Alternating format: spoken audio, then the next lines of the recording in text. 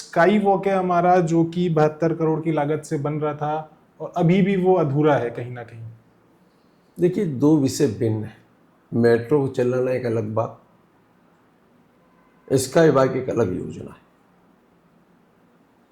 जो sky walk का योजना है उसमें ये जयस्तंभ चौक और शास्त्री चौक, वहां से लेके अंबेडकर चौक तक, इन चौकों पर जो आदमी पैदल चलते हैं, उस पर रिक्शा भी चलता है, पैदल आदमी भी चलता है, साइकिल वाला भी चलता है, स्कूटर भी चलता है, कार भी चलता है, सामान लेके ठेला भी जाता है।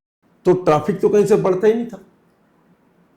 आए दिन शास्त्री चौक जाम रहता है। पहले एक बहुत बड़ी रोटरी थी, उसके अंदर छोटी हो गई, फिर एकदम छोटी हो गई, आखिरी में शास्त्री जी के क्वांटम बिठा दिए ले जाकर के। हमने इसकी योजना बनाई, सर्वे किया, सर्वे की डिटेल रिपोर्ट है। रिपोर्ट में प्रावधान है कि कौन कौन व्यक्ति कितने पैदल कहाँ से कहाँ तक आते जाते हैं, सब कुछ है। उसका प्रेजेंटेशन हुआ, कमिश्नर भी था, कलेक्टर भी था, एसपी भी थे, यातायात विभाग वाले भी थे, उस समय के तात्कालिक मेयर भी थे, सभापति भी थे, विधायक भी थे। सब लोगों ने देखा, सब लोग सामने रखा, सबको पसंद भी आया। हमने पहले जयस्तंभ चौक पर एक सेंट्रल पार्किंग बनाई, ताकि सेंट्रल पार्किंग में आदमी गाड़ी खड़ी कर ले और शहीद स्मारक में हो रहे कार्यक्रम में सम्मिलित हो जाए और वापस आके सेंट्रल पार्किंग से गाड़ी लेके निकल जाए। मेन रोड है हमारी जी रोड, उसके ऊपर दिन भर गाड़ियाँ वहाँ खड़ी रहती, जाम होता है। ऊपर कार्यक्रम होते हैं तो सैकड़ों गाड़ियाँ खड़ी हो जाती है आकर के। उससे जाम दिलाने के, मुक्ति दिलाने के लिए ये काम कर दिया है कि यहाँ का।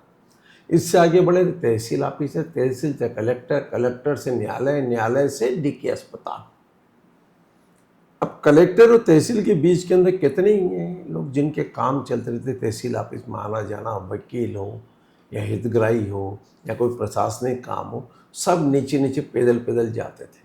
कोई तहसील ऑफिस में कोई स्टैंप का काम है तो नोटरी करवा करके वहीं से सब पैदल चलते, हजारों की संख्या में निकलते थे। तहसील से कलेक्टर को जोड़ दिया, कलेक्टर में भी एक सेंट्रल पार्किंग बना दी, ताकि लोग वहीं गाड़ी खड़ा करके, मल्टी लेवल पार्किंग है, बड़े आराम से खड़ा करके वहाँ से अपना कलेक्ट्रेट का काम निकालो। अगर तहसील जाना तो वहीं ऊपर ही ऊपर आ जाओ, चले जाओ। मेकार है एक सुपर स्पेशलिटी हॉस्पिटल, वो है, रेरा का ऑफिस भी है बाजू में, सब है। ऊपर से नीचे ऊपर जाइए आप आराम से। तो किसी ने कहा भाई साहब यहाँ तक जाएंगे आदमी को चढ़ने में तकलीफ आएगी, तो हमने उनके सुझाव को माना।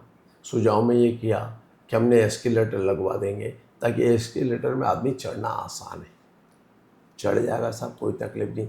फिर किसी ने कहा साहब वो मरीज वहाँ से यहाँ लाओगे, तो मैंने कहा हम दोनों तरफ लिफ्ट लगवा रहे हैं, ऊपर ही ऊपर आदमी आ जाएगा, आप भी ऊपर ही ऊपर चल दोगे, किसी को भी कहीं कोई तकलीफ नहीं।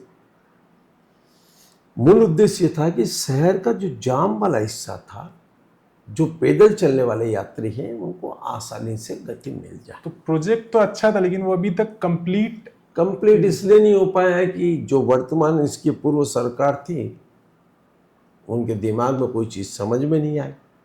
उन्होंने क्या किया, खाली रोक करके रख दिया। रोक के क्यों रख दिए? अपना ईगो। विधानसभा में तो कभी क्वेश्चन नहीं उठाए, 5 साल के अंदर न कहीं कुछ बोले। सरकार जाने के बाद में उनको करोड़ों का भ्रष्टाचार लग रहा था, उन्होंने जांच करवा ली। 3 कमेटियां बन गई, 3 कमेटियों ने जांच कर ली है। टेक्निकल कमेटी बन गई, उसने कर लिया। सीएस की अध्यक्षता में कमेटी बनी, उसने भी जांच कर ली।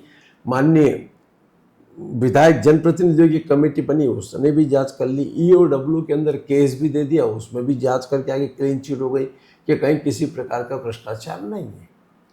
आपने 5 साल रोक के क्या किया? एक ही काम किया, इतना ही। उसका इंटरेस्ट कॉस्ट हो गया होगा लगभग 10 करोड़। अब इसलिए क्या, उनका उद्देश्य क्या था? काम रोक दियो। काम रोकने के बाद में आपने इतना ही हुआ है ना कि उसकी कॉस्ट बढ़ गई। अरे एक छोटा प्रयोग करके देख लेते, आपको नहीं आ रहा समझ में ना, तो चलो तहसील ऑफिस से इसको जोड़ के देख लेते, कुछ भी करके देख लेते, कोई डिसीजन ले लेते।